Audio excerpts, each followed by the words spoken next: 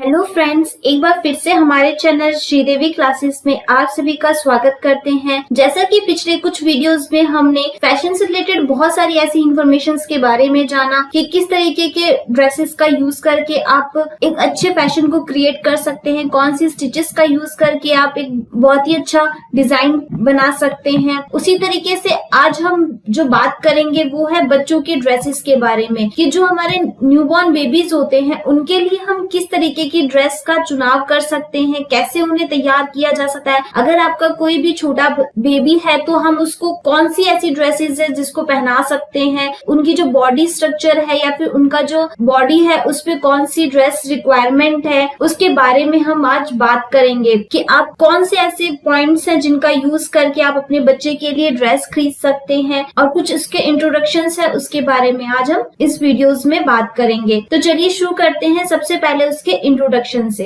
यहाँ पर हम कुछ इंट्रोडक्शंस के बारे में बात करेंगे कि जो भी आपके न्यूबॉर्न बेबीज होते हैं उनको कैसी ड्रेसेस पहनाई जाती है। जैसे आपके न्यूबॉर्न बेबीज होते हैं वो जो उनकी बॉडी होती है वो बहुत ही कंफर्टेबल होती है और जल्दी गर्म और ठंडे को एडजस्ट कर लेती है कि जैसे अगर मान लो हल्की सी भी ठंडी होगी तो भी उनको वो इफेक्ट करेगी, अगर ज्यादा गर्मी होगी तो भी उनको वो ज्यादा इफेक्ट करेगी। तो इसके लिए हमको सबसे ज्यादा मेन हो जाता है कि जो हम उनके लिए ड्रेसेस चूज करते हैं वो कैसी होनी चाहिए। तो उनकी जो ड्रेसेस है उसको सेलेक्ट करने के लिए आपका एक जो उनकी टेम्परेचर होता है वो ऑल टाइम चेंज होता रहता है, तो इसलिए हमको ये ज्यादा चीजें ध्यान रखनी चाहिए। और जो आपका न्यूबॉर्न बेबीज होते हैं उनमें क्या होता है कि उनके जो टाइम पीरियड है जैसे खाने का हो गया और जो उनके स्लीपिंग टाइम पीरियड्स है ये सारे निर्धारित होते हैं पहले से ही कि उनको इतने इस टाइम पे ही भूख लगती है या फिर उनको सबसे ज्यादा नींद आती है, तो उनके लिए कैसी ड्रेसेस कंफर्टेबल होगी कि उनको नींद आसानी से आ सके, या फिर जब उनको फीड करवाया जाता है तब कौन सी ड्रेसेस पहना कर क्या फीड करा सकते हैं। और जो भी आपके न्यूबॉर्न बेबीज होते हैं, जो छोटे बच्चे होते हैं, उनके लिए ऐसी ड्रेसेस का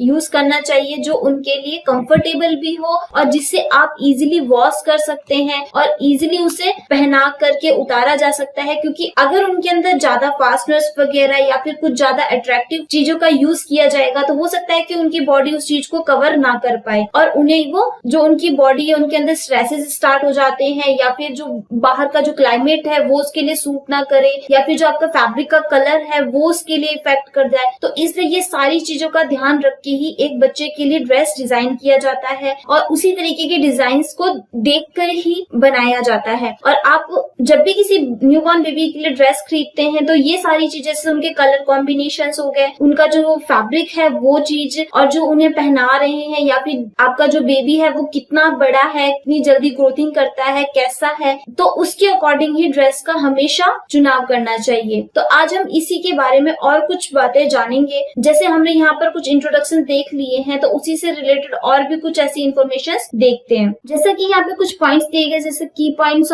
for selection of infinite clothes कि जो आपके न्यूबॉर्न बेबीज होते हैं उनके लिए आप किस तरीके से फैब्रिक का चुनाव कर सकते हैं। जो आपके न्यूबॉर्न बेबी से लेकर के 6 मंथ तक के बच्चे होते हैं उनके लिए कौन कौन से फैब्रिक की रिक्वायरमेंट है और कौन से ऐसे फैब्रिक्स है जिनका यूज करके आप उन्हें कंफर्टेबल फील करा सकते हैं। और ये भी चीज होती है कि उनके टाइम पीरियड्स कैसा है, जैसे टाइम ऑफ ईयर पे भी डिपेंड करता है कि जो बच्चे का टाइम है कौन सा टाइम चल रहा है या फिर जो भी क्लाइमेट का, जैसे आपका बेबी 3 मंथ्स का है 4 मंथ्स का है उसके अकॉर्डिंग भी जो आपका फैब्रिक है या फिर जो आपका ड्रेस है बच्चे के लिए वो डिसाइड होता है। और जो क्लाइमेट्स होता है कि जैसे आप गर्मी है तो गर्मी के अकॉर्डिंग फैब्रिक होना चाहिए, अगर ठंड है तो ठंड के अकॉर्डिंग फैब्रिक होना चाहिए। उसी तरीके से जो क्लोथिंग्स होती है इस तरीके से आप उसको चूज कर सकते हैं। और जिस रूम में बच्चे को रखा जाता है उस रूम का टेम्परेचर देखा जाता है कि उस रूम का जो टेम्परेचर है वो कैसा है, तो उसके अकॉर्डिंग भी फैब्रिक का चुनाव किया जाता है। और जो बच्चे की कंडीशन होती है, जैसे कुछ बच्चे ऐसे होते हैं बहुत ही ज्यादा नाजुक होते हैं या फिर बहुत ही ज्यादा वीक होते हैं, तो उनके लिए एक अलग फैब्रिक का यूज किया जाता है। जैसे उनको बहुत ज्यादा कंफर्टेबल फैब्रिक्स का जैसे सॉफ्ट होते हैं जो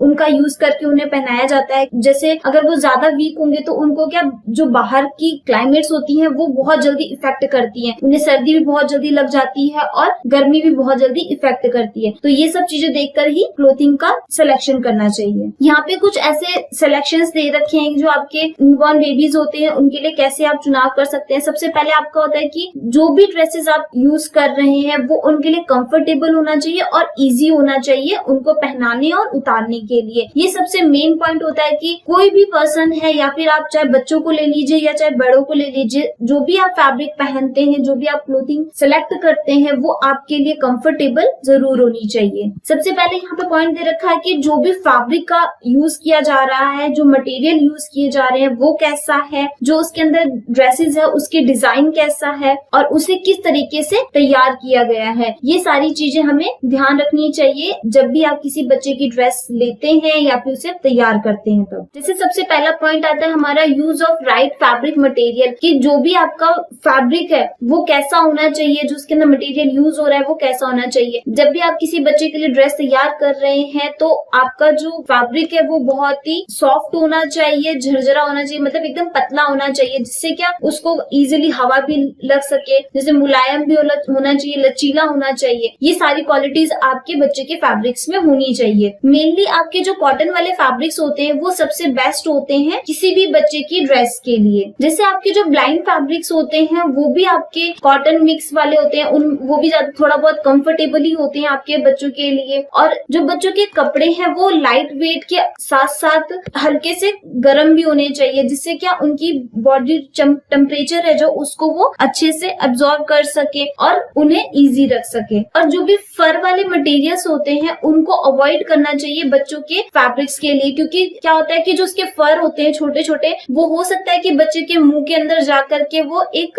जमा हो जाए और उससे उनको नुकसान भी पहुंचा सकता है। इसलिए जो फर वाले फैब्रिक्स होते हैं उन फैब्रिक्स का यूज करके बच्चों की ड्रेसेस ना करें। फिर आता है हमारा the design of the dresses, कि किस तरीके के डिजाइन का यूज करके आप बच्चों की ड्रेस तैयार कर सकते हैं। जैसे उनके लिए किस तरीके की डिजाइन बनानी चाहिए जो आपके थोड़े बहुत लूज भी हो, जैसे आपके वैम्पर्स हो गए, किमोनो स्लीव्स वाले हो गए, जैसे शर्ट्स हो गए जो आगे से और पीछे दोनों साइड से ओपन हो सकते हैं और आसानी से उन्हें पहनाया जा सकता है। और जो ऊपर से अगर जैसे पहनाते हैं तो क्या हो जाता है कि उसका जो बेबी का जो सर वाला हिस्सा होता है कि वहां पर क्या होता है कि उनको फिर खिंचाव पड़ता है, तो वो थोड़ा सा इजी नहीं रहता। तो आगे से अगर आप उनको इजीली पहनाएंगे तो जैसे शर्ट वगैरह हो गई तो उसको पहनाने में क्या होता है कि इजी हो जाता है और उससे बच्चा परेशान भी नहीं होता। तो आप इस तरीके की ड्रेसेस का यूज करके भी आसानी से तैयार कर सकते हैं। और जो उनके स्लीव्स वाला एरिया होता है या फिर जो आर्म वाला एरिया होता है वो हल्का सा लूज होना चाहिए या बड़ा होना चाहिए, ताकि आसानी से आप उसे पहना सके। पर इतना भी बड़ा मत रखिए कि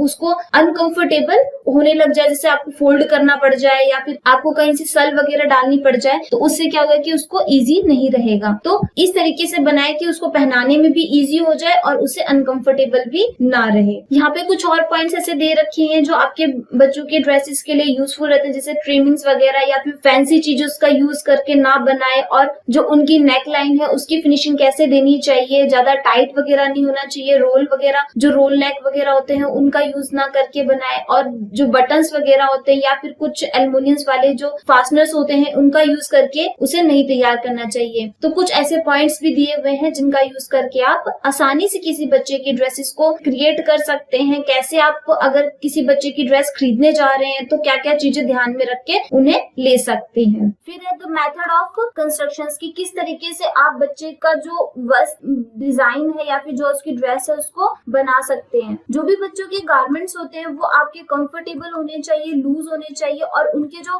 हाथ वगैरह या पैर वगैरह तो उनकी मूवमेंट के लिए फ्रीडम होनी चाहिए कि वो कैसे भी उसे यूज कर सकते हैं। और जो उनकी सीम होती है वो ज्यादातर डेकोरेटिव या फिर ज्यादा भारी नहीं होनी चाहिए, जिससे क्या उनकी सीम वगैरह चुभने लग जाए या फिर जो उनकी बॉडी है उसको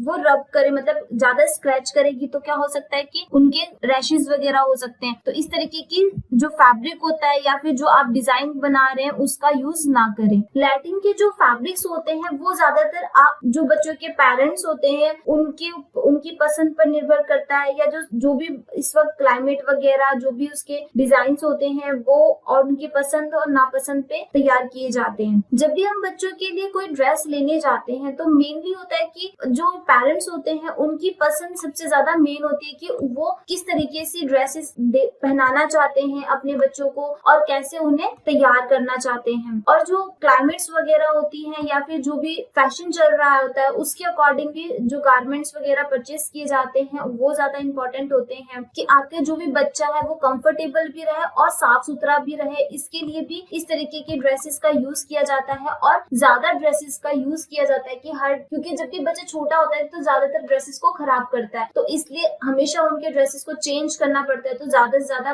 ड्रेसेस रखी जाती है ताकि वो आसानी से उन्हें चेंज कर सके और वो साफ सुथरा बना रहे, उन्हें कोई भी ऐसी जो गंदगी वाली जो बीमारी वगैरह होती है वो सब होने के खतरा नहीं रहता अगर आप उसके क्लीनिंग वगैरह का ज्यादा ध्यान रखते हैं। तो अगर किसी भी पेरेंट्स को या फिर किसी भी मदर को ऐसा लगता है कि वो अपने बच्चे को ड्रेसअप करना चाहती है, तो उस तरीके के जो ड्रेसअप्स हो गए हैं उनको भी क्या करते हैं लैट्रिन वगैरह में जोड़ना होगा ताकि इस तरीके की ड्रेसेस का भी यूज किया जा सके। फिर आता है हमारा परचेजिंग द लैट्रिन्स में कि आप किस तरीके से ड्रेसेस को चूज कर सकते हैं। जैसे न्यूबॉर्न बेबी से लेकर के 18 मंथ तक के जो बच्चे होते हैं उनको इन्फेंट्स में जोड़ा जाता है और जनरली रूल के अकॉर्डिंग देखा जाए तो जो भी 2 से 3 लेयर्स होती हैं वो सिंगल थिक लेयर्स के अकॉर्डिंगली होती हैं। अगर बच्चा अच्छे से खाना खा रहा है और अच्छे से सो रहा है तो उसकी जो ग्रोथिंग और डेवलपमेंट होता है बच्चे की उस पर डिपेंड करता है। जो बच्चे का पहला सेट होता है उसको ज्यादातर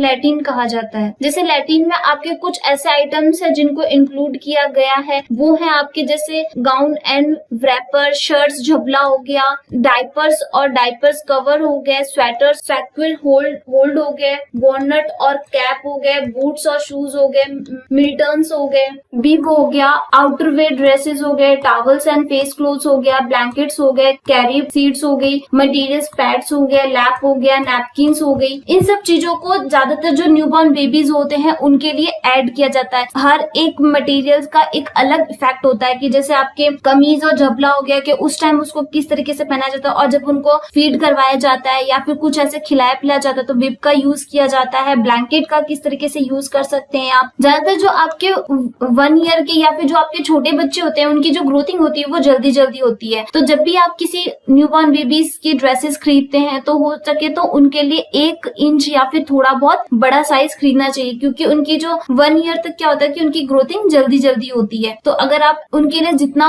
छोटा फैब्रिक लेंगे उतना ही वो क्या होगा कि उसकी ग्रोथिंग जैसे हर 1 मंथ में चेंज हो जाती है तो वो और ज्यादा छोटा होता जाएगा। और जो आपकी ड्रेसेस वगैरह होती हैं वो सीजन के अकॉर्डिंगली भी चेंज होती रहती है तो उसके अकॉर्डिंगली भी इसको परचेज करना चाहिए। जैसे जैसे सीजन चेंज होते हैं उसी तरीके से लैट्रिन में भी चेंजेस आते रहते हैं तो इसका भी ध्यान रखना चाहिए। उसी तरीके से आज की इस वीडियोस में हमने इन्फेंट बेबीज के ड्रेसेस के बारे में जाना कि किस तरीके से आप उनकी ड्रेसेस को खरीद सकते हैं और जो न्यूबॉर्न बेबीज होते हैं उनके लिए कौन कौन सी ड्रेसेस का यूज किया जा सकता है। उसी तरीके से नेक्स्ट वीडियो में भी हम कुछ और ऐसी ही ड्रेसेस के बारे में बात करेंगे कि जो आपके बिब वगैरह होते हैं या फिर जो जबला वगैरह है इन सब चीजों का यूज कैसे किया जाता है। कंबल वगैरह हो गए या फिर नैपकिन्स वगैरह हो गए, इनका यूज किस तरीके से किया जाएगा। तो नेक्स्ट वीडियो में हम ऐसे ही और बच्चों के गारमेंट्स के बारे में बात करेंगे। अगर आपको हमारी ये वीडियो पसंद आए तो हमारे चैनल को सब्सक्राइब कर लीजिए और बेल आइकन को दबा लीजिए जिससे आने वाली हर एक वीडियो की नोटिफिकेशन आप तक इजीली पहुंच सके। और जितना हो सके इन वीडियोस को शेयर करिए, फैशन से रिलेटेड ऐसी और इन्फॉर्मेशन आप तक पहुंच सके। और ये कुछ ऐसी वीडियोस हैं जिनका यूज आप नॉर्मल घरों में भी यूज कर सकते हैं। अगर आप बच्चों के लिए कोई ड्रेस का चुनाव कर रहे हैं तो किस तरीके से आप उनको चूज कर सकते हैं, ये उसके लिए भी यूजफुल रहेगी। तो मिलते हैं नेक्स्ट वीडियो में और एक नए इन्फॉर्मेशन के साथ। तब तक के लिए thank you very much and have a nice day.